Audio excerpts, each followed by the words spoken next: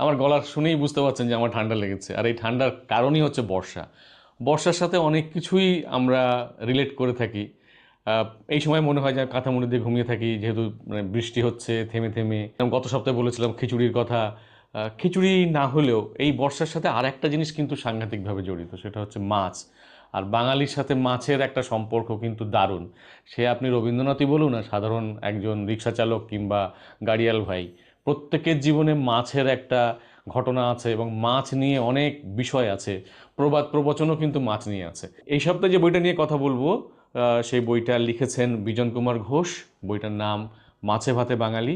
তিনিও আপাদমস্তক একজন বাঙালি, নদী পাড়ের মানুষ, পদ্মা পাড়ের মানুষ। শিলাইদহে তার জন্ম।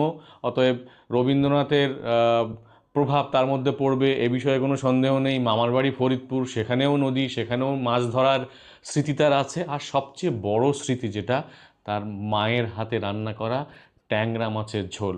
আর যে ট্যাংরা মাছগুলোর শরীরে যে দাগগুলো থাকে, কালো দাগ, তার সাথে তিনি তুলনা করেছেন যামিনী রায়ের রেখার সাথে। চলুন এই সপ্তাহে এই বইটা নিয়ে কথা বলি আপনাদের সাথে, আর মাছের গল্প করি।